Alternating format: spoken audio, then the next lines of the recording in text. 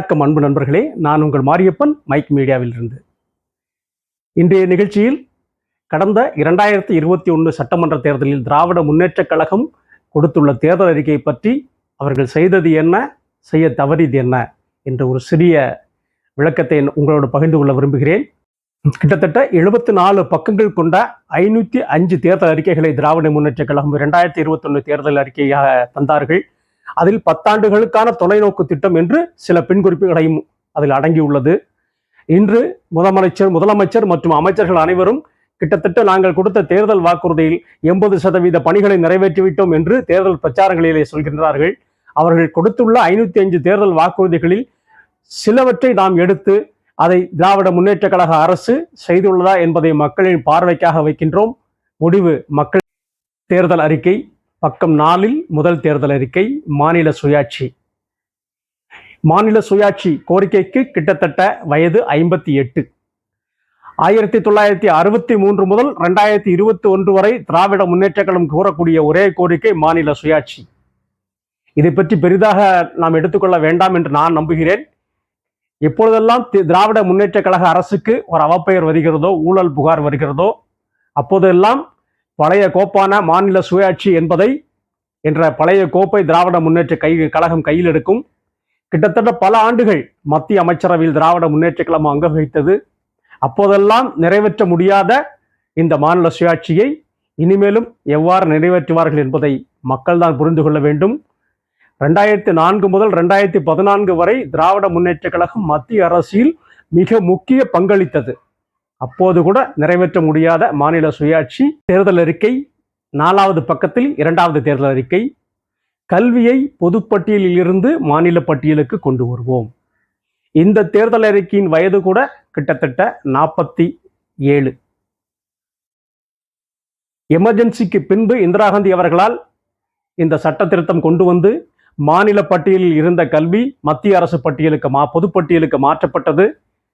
கிட்டத்தட்ட இந்த மத்திய அரசு பட்டியலில் மாற்றியதற்கு பின்பு திராவிட முன்னேற்ற கழகம் பல ஆண்டுகளாக திராவிட முன்னேற்ற கழகம் காங்கிரஸ் கூட்டணி ஆட்சி இருந்துள்ளது. அப்போதெல்லாம் நிறைவேற்ற முடியாத இந்த அதே பழைய பாடல் 2021 தேர்தல் அறிக்கையிலும் பாடப்பட்டுள்ளது. முடிவு மக்கள் கையில். தேர்தல் அறிக்கை பக்கம் 7 18வது தேர்தல் அறிக்கை.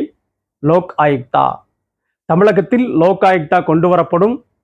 எம்பிக்கள் எம்எல்ஏக்கள் மீதான விசாரணைகளை துரிதப்படுத்த தமிழகத்தில் தனி நீதிமன்றங்கள் அமைக்கப்படும் என்பது திராவிட முன்னேற்ற கழகத்தினுடைய தேர்தல் வாக்குறுதி.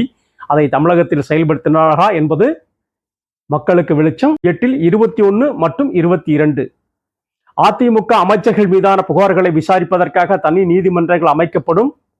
மற்றும் முன்னாள் முதலமைச்சர் ஜெயலலிதா அவர்களின் மரணத்திற்கு விசாரணை கமிஷன் அமைக்கப்படும். இது அவர்கள் தந்த தேர்தல் வாக்குறுதி. இதுவரை அதிமுக அமைச்சர்கள் மீதான ஊழல் புகாரை விசாரிப்பதற்காக தனி நீதிமன்றங்கள் அமைத்துள்ளதா என்பதை சட்டத்துறை அமைச்சரும் சட்டத்துறை விளக்க வேண்டும் மக்களுக்கு. முதலமைச்சர் ஜெயலலிதா அவர்களின் மரணத்தை விசாரிப்பதற்காக நியமிக்கப்பட்ட ஆறுமுகசாமி ஆணையம் கொடுத்த அறிக்கைகள் இதுவரை மக்களின் மத்தியில் பெரிதாக பேசப்படவில்லை.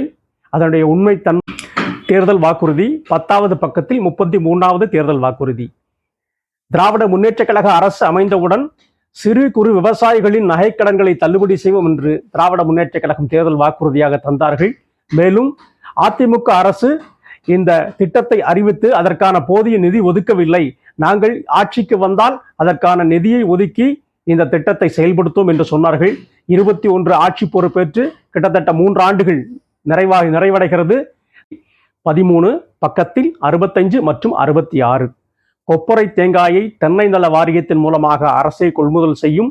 அதற்கான ஆதார விலையை அரசே நிர்ணயிக்கும் என்றும், தேங்காய் எண்ணெயை தமிழக அரசே கொள்முதல் செய்யும். அனைத்து நியாய விலை கடைகளிலும் தேங்காய் எண்ணெய் விற்பனைக்கு வரும் என்று திராவிட முன்னேற்ற கழகத்தின் தேர்தல் அறிக்கையிலே குறிப்பிட்டிருந்தார்கள். இதுவரை அனைத்து நியாய விலை கடைகளிலும் தேங்காய் எண்ணெய் கிடைப்பதில்லை என்பது மக்களினுடைய கருத்து.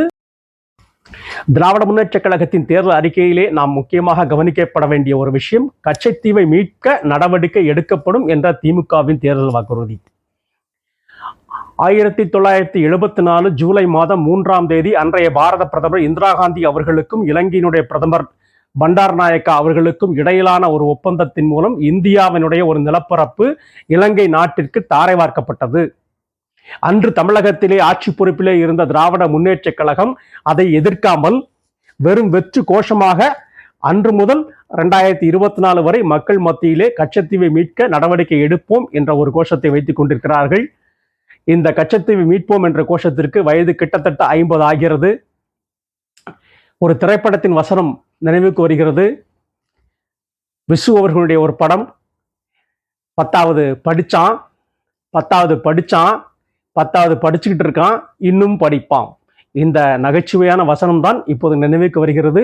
1974 முதல் கச்சத்தீவை மீட்க நடவடிக்கை எடுக்கப்படும் என்று சொன்னார்கள்.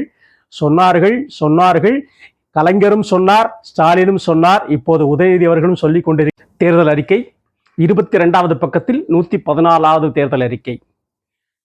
மீனவர்களை கடல்சார் பழங்குடியினராக அறிவிக்கப்படும் என்று தேர்தல் அறிக்கையிலே திராவிட முன்னேற்ற கழகம் தெரிவித்திருந்தது.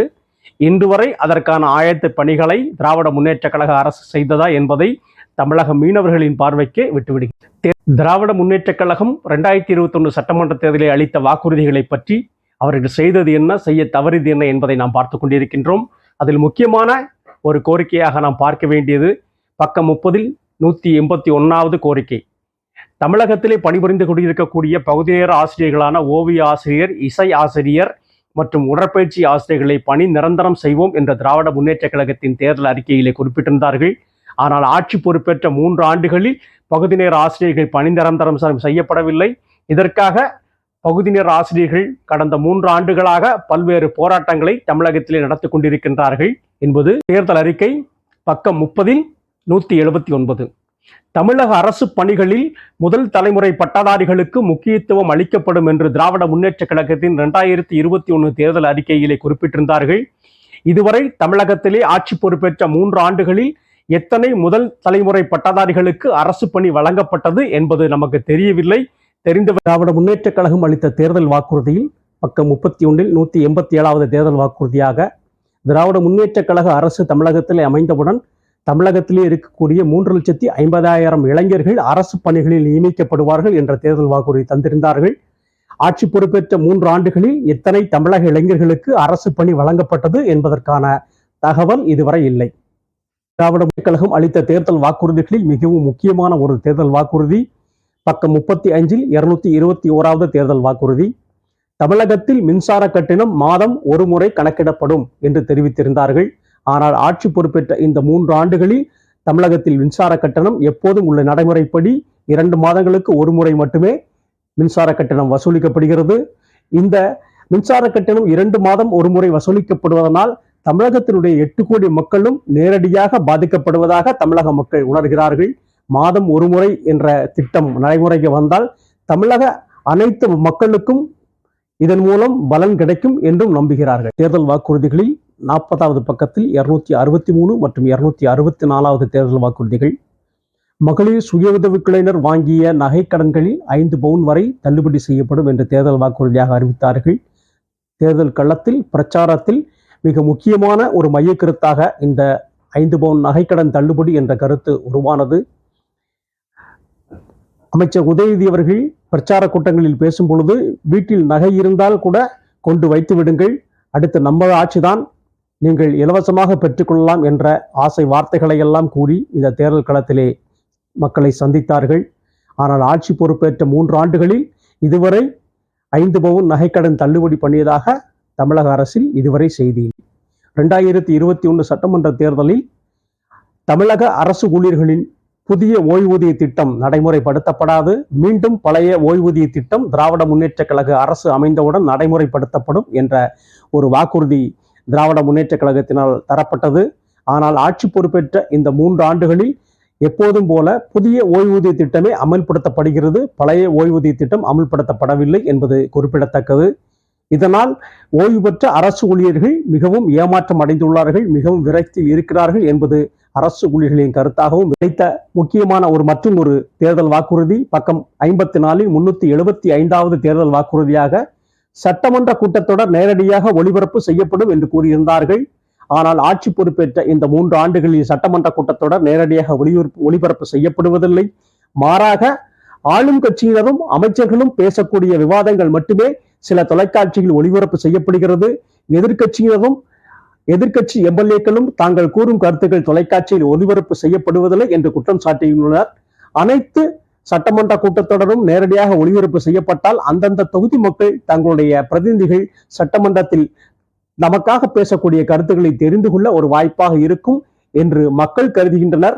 வருங்காலத்தில் சட்டமன்ற கூட்டத்தொடர் நேரடியாக ஒளிபரப்பு செய்யப்படுமா என்பதை பொறுத்திருந்து பார்க்க. திராவிட முன்னேற்ற கழகம் அளித்த தேர்தல் வாக்குறுதியில் பக்கம் 54 377வது தேர்தல் வாக்குறுதியாக உங்கள் தொகுதியில் ஸ்டாலின் என்ற நிகழ்ச்சியின் மூலம் பெறப்பட்ட மனுக்களின் மீதான நடவடிக்கை ஆட்சி பொறுப்பேற்ற 100 நாட்களுக்குள் முடிக்கப்படும். அதற்கான தீர்வு உங்களுக்கு 100 நாட்களுக்குள் கிடைக்கும் என்று அறிவித்திருந்தார்கள். ஆனால் ஆட்சி பொறுப்பேற்று 3 ஆண்டுகளுக்கு மேலாகியும் அதற்கான தீர்வு கிடைத்ததா? திராவிட முன்னேற்ற கழகம் அளித்த தேர்தல் வாக்குறுதிகளில் மீண்டும் ஒரு முக்கியமான தேர்தல் வாக்குறுதி, தமிழகத்தில் தேவைப்படும் மையங்களில் கால்நடைகளுக்கான ஆம்புலன்ஸ் வசதியுடன் கூடிய கால்நடை மருத்துவமனைகள் அமைக்கப்படும் என்று கூறியிருந்தார்கள். ஆட்சி பொறுப்பேற்ற இந்த 3 ஆண்டுகளில் அவ்வாறான கால்நடை மருத்துவமனைகள், ஆம்புலன்ஸ் வசதியுடன் கூடிய கால்நடை மருத்துவமனைகள் அமைக்கப்படவில்லை என்பது குறிப்பிடத்தக்கது. மேலும் சில பத்திரிகை செய்திகள் கூறுவதாவது, மத்திய அரசு 36 கோடி ரூபாய் மதிப்புள்ள 245 ஆம்புலன்ஸ் வாகனங்களை தமிழக அரசுக்கு அளித்ததாகவும், அதில் மத்திய அரசினுடைய சின்னமும் பிரதமர் நரேந்திர மோடி அவர்கள் சின்னமும் இருப்பதனால் அந்த வாகனங்களை தமிழக அரசு பயன்படுத்தவில்லை, அந்த வாகனம் கேட்பாரற்று பயனற்று கிடப்பதாக பத்திரிகை செய்தி. 2021 சட்டமன்ற தேர்தலில் திராவிட முன்னேற்ற கழகம் அளித்த தேர்தல் அறிக்கையில் மீண்டும் ஒரு முக்கியமான தேர்தல் அறிக்கையாக நாம் பார்க்க இருப்பது பக்கம் 67 487வது அறிக்கையாக அளித்த தேர்தல் வாக்குறுதியைத்தான். கொரோனா பெருந்தொற்று காரணமாக நலிவடைந்த பொருளாதாரம் மேம்படும் வரை சொத்து வரி உயர்த்தப்பட மாட்டாது. இதுதான் திராவிட முன்னேற்ற கழகம் அளித்த தேர்தல் அறிக்கை. ஆனால் தேர்தல் அறிக்கையில் குறிப்பிட்டதற்கு நேர்மாறாக ஆட்சி அமைந்தவுடன் சொத்து வரி உயர்த்தப்பட்டது. திராவிட முன்னேற்ற கழகம் அளித்த தேர்தல் வாக்குறுதியில் பக்கம் 68 493வது தேர்தல் வாக்குறுதியாக அவர்கள் அளித்தது, தமிழக பள்ளிகளில் தமிழ் கட்டாயமாக்கப்படும். தமிழக பள்ளிகளில் மட்டுமல்லாமல் மத்திய அரசு நடத்தும் கேந்திர வித்யாலயா பள்ளி சிபிஎஸ்இ பாடத்திட்டத்திலும் தமிழ் கட்டாயமாக்கப்படும் என்று கூறியிருந்தார்கள். ஆனால் கடந்த தேர்வு ஆண்டில் சிறுபான்மையை நடத்தும் கல்வி நிலையங்களில் தமிழ் கட்டாயமில்லை என்ற விலக்கு அளித்துள்ளதாக தகவல்கள் வெளிவந்துள்ளன. இது திராவிட முன்னேற்ற கழகம் அளித்த தேர்தல். திராவிட முன்னேற்ற கழகம் 2021 சட்டமன்ற தேர்தலில் அளித்த தேர்தல் வாக்குறுதிகளில் மீண்டும் ஒரு முக்கியமான தேர்தல் வாக்குறுதி, பக்கம் 70 504வது தேர்தல் வாக்குறுதியாக அவர்கள் அளித்தது, பெட்ரோல் விலை 5 ரூபாயும் டீசல் விலை 4 ரூபாயும் குறைப்பதாக அறிவித்தார்கள். ஆனால் ஆட்சி பொறுப்பேற்ற இந்த 3 ஆண்டுகளில் மாநில அரசு தன்னுடைய முயற்சியினால் விலை குறைப்பு செய்ததா என்பதை அதன் பயனாளிகளுக்கு நன்றாக தெரியும். திராவிட முன்னேற்ற கழகம் 2021 சட்டமன்ற தேர்தலில் அளித்த தேர்தல் வாக்குறுதிகளில் மீண்டும் ஒரு முக்கியமான தேர்தல் வாக்குறுதி, பக்கம் 70 504வது தேர்தல் வாக்குறுதியாக அவர்கள் அளித்தது, பெட்ரோல் விலை 5 ரூபாயும் டீசல் விலை 4 ரூபாயும் குறைப்பதாக அறிவித்தார்கள். ஆனால் ஆட்சி பொறுப்பேற்ற இந்த 3 ஆண்டுகளில் மாநில அரசு தன்னுடைய முயற்சியினால் விலை குறைப்பு செய்ததா என்பதை அதன் பயனாளிகளுக்கு நன்றாக தெரியும். திராவிட முன்னேற்ற கழகம் 2021 சட்டமன்ற தேர்தலில் அளித்த தேர்தல் வாக்குறுதிகள் மீண்டும். வணக்கம். இதுவரை 2021 சட்டமன்ற தேர்தலில் திராவிட முன்னேற்ற கழகம் அளித்த தேர்தல் வாக்குறுதிகளை பற்றி சில கருத்துக்களை உங்களோடு பகிர்ந்து கொண்டிருந்தேன். இன்னும் வரக்கூடிய பாராளுமன்ற தேர்தலில் திராவிட முன்னேற்ற கழகத்தினுடைய தேர்தல் அறிக்கையை பற்றி நாம் விரிவாக பேசலாம். இது போன்ற ஒரு வாய்ப்பினை தொடர்ச்சியாக எனக்கு தருவீர்கள் என்று நான் நம்புகிறேன். நீங்களும் சிந்தியுங்கள். உங்களை ஆளும் அரசாங்கம் உங்களுக்கு கொடுத்த வாக்குறுதிகளை உங்களுக்காக நிறைவேற்றுகிறதா, இல்லை அந்த வாக்குறுதிகளை வெறும் கோஷமாக மட்டுமே வைத்துள்ளதா என்று பாருங்கள். உங்களுக்கான தேவைகளை நிறைவேற்றும் உங்களது பிரதிநிதிகளை தேர்ந்தெடுப்பதற்கு நீங்கள் முயற்சி செய்யுங்கள். நாளைய நாள் நமதாக இருக்கட்டும்.